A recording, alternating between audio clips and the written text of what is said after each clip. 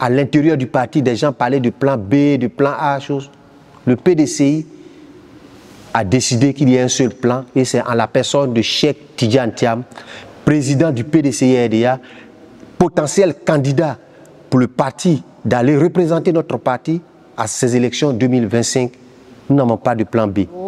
Je suis l'agent Omer Akamaxime. Je suis un cadre du PDCI-RDA. Je suis membre du bureau politique. Et je suis le collaborateur direct du secrétaire exécutif chargé de la mobilisation du PDCI-RDA, en l'occurrence l'honorable Dia Oufoué.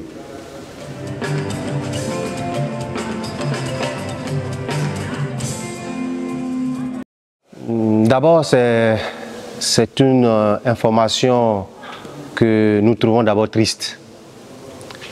Mais je peux vous l'assurer que nous nous attendions à ça depuis quelque temps. Si vous avez suivi un peu les différentes interventions de notre président, il a indiqué que nos frères d'en face, ils vont à la chasse, ils toussent.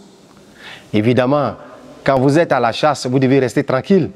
Mais quand vous commencez à tousser, les gibiers, les animaux comprennent tout de suite qu'il y a un danger. Et donc, nous étions informés.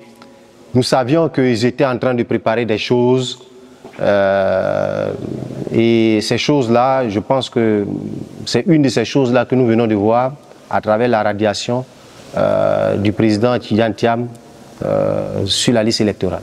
Oui, nous sommes conscients de ce que derrière ça, il y a d'autres choses qui sont préparées. Mais j'ai dit tantôt que nous trouvons l'information triste. Triste parce que d'abord, ce n'était pas indiqué que nous nous retrouvions dans cette situation. Parce que les lois en Côte d'Ivoire sont clairement définies. Et pour qui connaît le président Tidiane Thiam, ne pouvait pas s'amuser à s'engager dans la politique, connaissant en oubliant les tests de son pays. Et il connaissait bien les tests, il connaissait les avantages, il connaissait les conséquences, mais ce qu'on n'a pas peut-être pensé, c'est la méchanceté de nos adversaires politiques. Parce qu'on n'aurait pas dû arriver à cette décision. Je voudrais simplement dire que cette situation de radiation du président Tidiane Thiam, nous avions vu ça venir. Parce que d'abord, ceux qui sont allés déposer les requêtes au niveau de la CEI, environ 150 personnes, c'est tous des militants du RHDP. La juge qui a rendu la décision était connue d'avance puisque c'est elle qui a voulu nous empêcher de faire notre congrès dans le mois de décembre. Le 20 décembre, lorsqu'on voulait faire le congrès à l'Hôtel Ivoire pour choisir notre président, c'est elle qui a rendu la décision pour empêcher le PDCI d'organiser son congrès. Et donc, nous savions déjà qu'elle était dans une disposition de nous empêcher d'avancer. Aussi, nous savions aussi que nos adversaires, voyant le président Tidiane Thiam avancer, malgré toutes les difficultés qu'ils essayaient de mettre sur son chemin, étaient en train de prendre de la contenance, étaient en train de prendre du volume, tant au niveau du parti, parce qu'il a été élu à 96,48% lors de notre congrès le 22 décembre à Yamoussoukro. Et lorsqu'il a s'agit de choisir le candidat du parti, il a été élu à 99,50%. Prenant du coup 3 points d'écart, de 96 à 99, il y a 3 points d'écart, montrant qu'il était en train de prendre de l'ascension. Et donc, il devenait véritablement un adversaire très redoutable pour le parti au pouvoir, qui jusque-là n'a pas encore choisi son candidat, mais comprenait qu'il devrait affronter Tidiane Thiam dans les urnes, puisque le président Laurent Gbagbo étant exclu, Blé Goudé étant exclu, Soro Guillaume étant exclu, il restait seulement que Tidiane Thiam qui pouvait faire ombrage à leur candidat. Et donc on voyait déjà leur... quelqu'un pourrait dire qu'on voyait leur dos, mais nous ne voyons pas le dos. Nous voyons leur visage et les armes qu'ils disposaient en main face à notre candidat. Et donc nous ne sommes pas très surpris de cette situation que nous sommes en train de vivre. Mais je peux vous assurer que le parti prend des dispositions. Le parti est en train s'organiser avec son candidat pour avancer malgré les difficultés qu'ils essaient de mettre sur notre chemin. Non, dire qu'il s'en est pris un peu tard, je pense que ce n'est pas la bonne posture. Vous savez, il y a des combats, quand ce n'est pas le moment, vous ne pouvez pas engager le combat. Et le président Tidjane Thiam, d'abord, c'est nous qui sommes allés le chercher. Après le décès brusque de notre président, le président Aimé Henri Konan Bédié, en tout cas, la mémoire collective ivoirienne, avec nos adversaires, on pensait que le PDCI allait disparaître. Et donc, les militants du parti, dans leur disposition à chercher quelqu'un qui pouvait conduire l'équipe, est allé chercher le président Tidjane Thiam, lui demandant de venir parce que la situation que nous traversons était une situation inédite. Et donc, il a accepté de venir.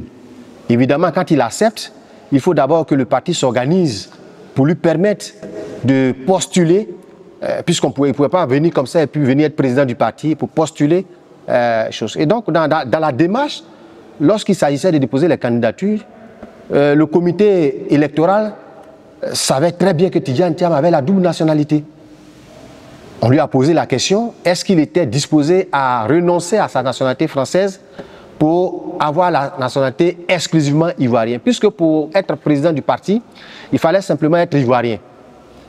Et ensuite, pour compétir au niveau de la présidence, il fallait être exclusivement ivoirien.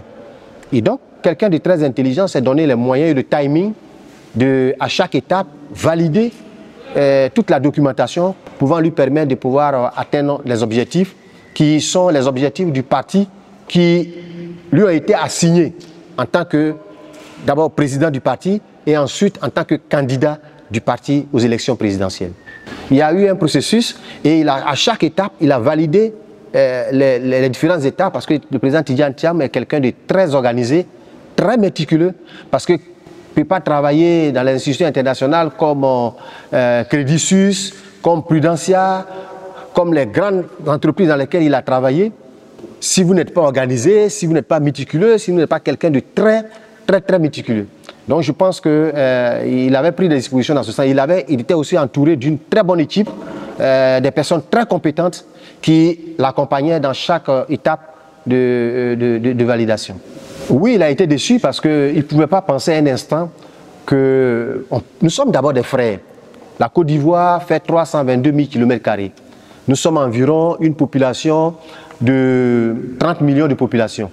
Dans les 30 millions de population, nous avons environ 23 millions d'Ivoiriens et environ 7 millions de personnes étrangères qui vivent en Côte d'Ivoire parce que la Côte d'Ivoire est un pays d'accueil, une terre d'accueil, parce que la Côte d'Ivoire leur permet de pouvoir subvenir à leurs besoins, parce que la Côte d'Ivoire, les conditions que l'État de Côte d'Ivoire, depuis sa création, au temps du président Félix Houphouët-Boigny, parce qu'il était le premier président de la Côte d'Ivoire, il a ouvert la Côte d'Ivoire au monde.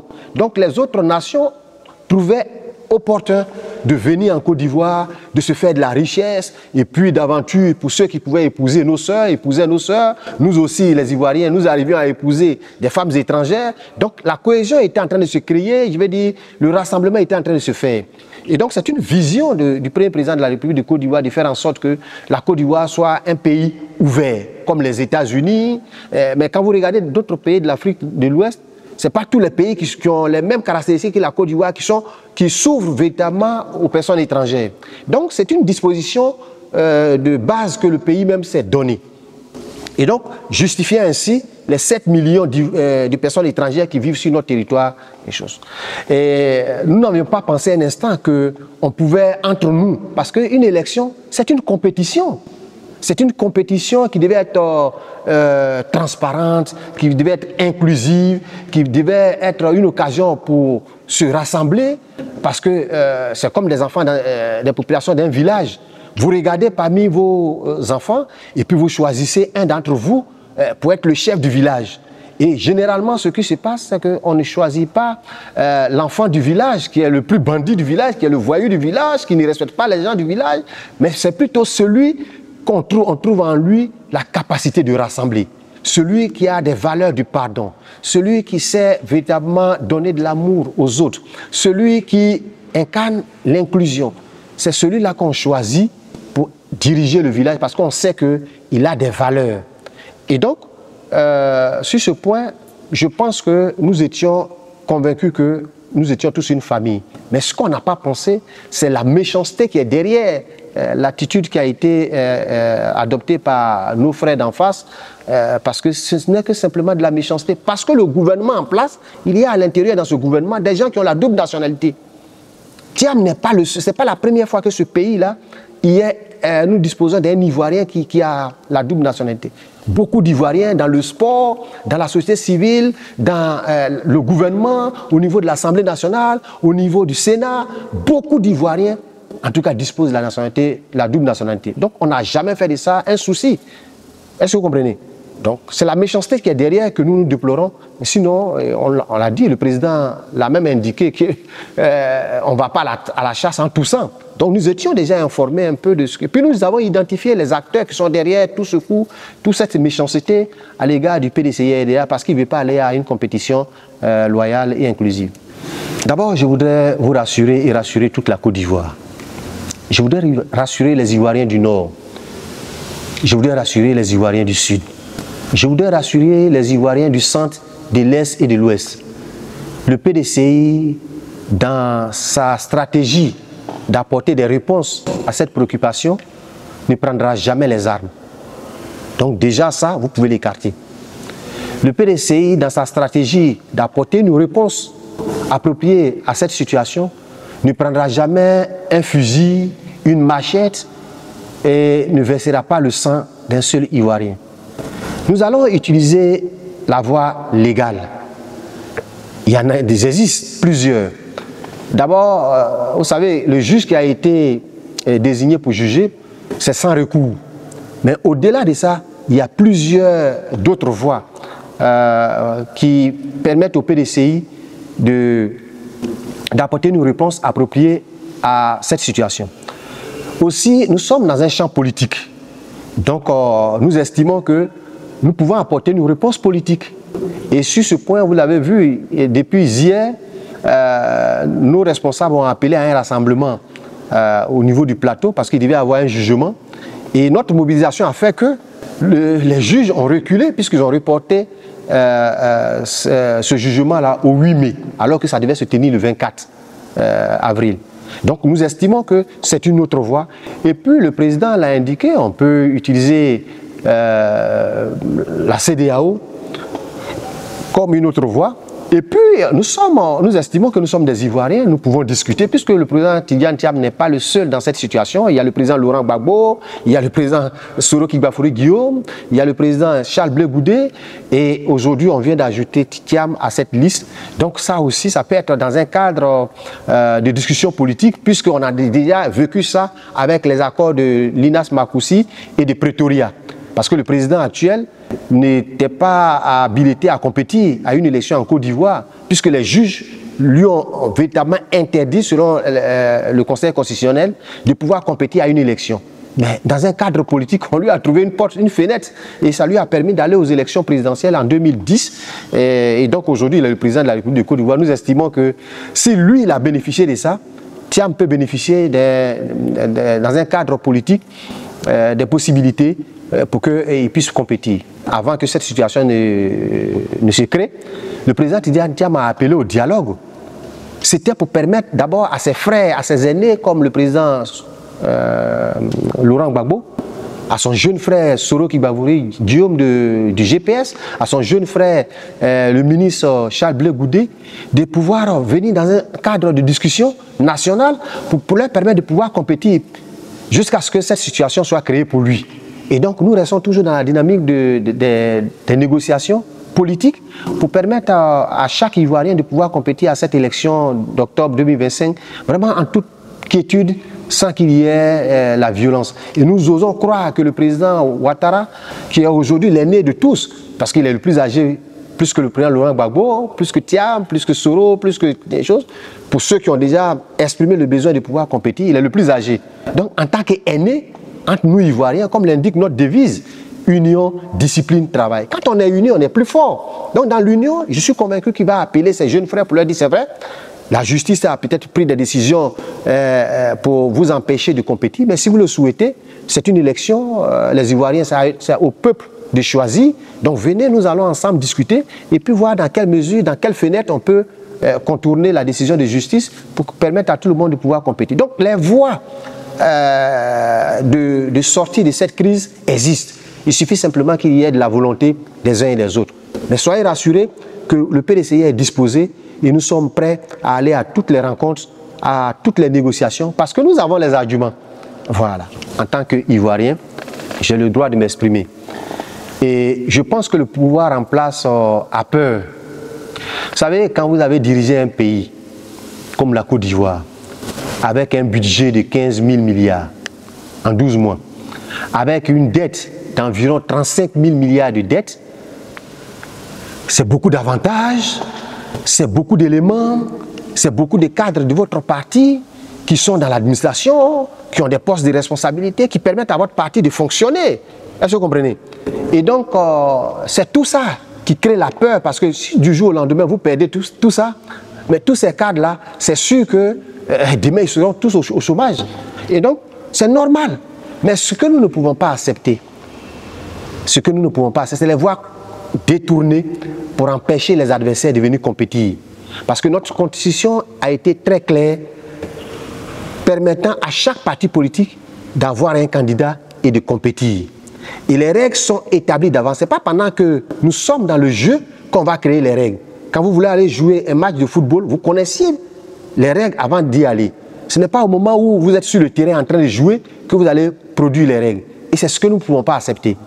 Et donc sur ce point, nous disons que nous n'avons aucun souci à ce niveau-là.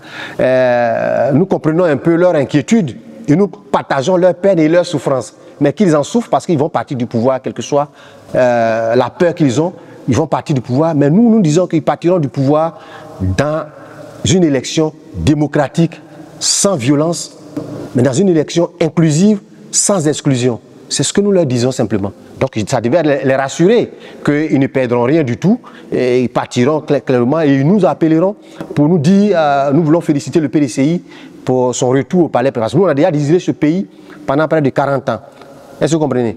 Et donc nous, c'est pas nouveau pour nous. Nous avons les leviers, nous avons les attitudes, nous avons des cadres compétents pour pouvoir diriger la Côte d'Ivoire, pouvoir reprendre le pouvoir d'État et diriger la Côte d'Ivoire avec tous les Ivoiriens, sans exclusion, sans tenir compte de votre ethnie, sans tenir compte de votre religion, sans tenir compte de la couleur de votre peau, mais en faisant en sorte que nous puissions créer une nation. Parce que dans une nation, on s'en fout de votre ethnie. On s'en fout de votre religion. On s'en fout de la couleur de la peau du citoyen. On s'en fout même de ce que est-ce qu'il a obtenu une autre nationalité, est-ce qu'il a double nationalité, est-ce qu'il a triple nationalité. L'essentiel pour le citoyen est qu'il puisse servir son pays parce qu'il a des capacités, parce qu'il a des valeurs, parce qu'il a une compétence qu'il apporte à la nation. Depuis 2010, élection à laquelle presque tous les candidats, même les personnes indépendantes qui ont souhaité participer aux élections de 2010, le président Laurent Gbagbo a créé les conditions et il a ouvert le jeu démocratique afin que tout le monde puisse participer. Et depuis 2010, c'est à la seule élection de 2025 où nous souhaitons qu'il y ait vraiment une multitude de candidatures et qu'il y ait une alternance démocratique permettant à celui qui gagnera les élections d'appeler celui qui a perdu dans la fraternité, dans l'amour, pour lui dire frère, je voudrais vraiment te féliciter, et puis faire une passation dans les normes comme ça se réalise aux États-Unis, en France, au Canada, en Afrique du Sud, même tout près de nous ici, au Sénégal et au Ghana. Je voudrais être clair à ce sujet. Le PDCI a un seul plan. C'est le plan A. C'est le plan B. Et c'est le plan des 26 lettres de l'alphabet. Si quelqu'un, vous entendez quelque part, vous entendez à l'intérieur du parti des gens parler de plan B, de plan A, chose, le PDCI a décidé qu'il y ait un seul plan et c'est en la personne de Cheikh Tidiane Thiam, président du PDCI-RDA, potentiel candidat pour le parti d'aller représenter notre parti à ces élections 2025, nous n'avons pas de plan B. Maintenant, nous ne pouvons pas empêcher, c'est des citoyens. Chacun est libre de penser, chacun est libre de faire des suggestions, chacun est libre de réfléchir. Parce que nous sommes un parti démocratique. Et c'est dans la démocratie que nous avons choisi notre président, avec 96,48%.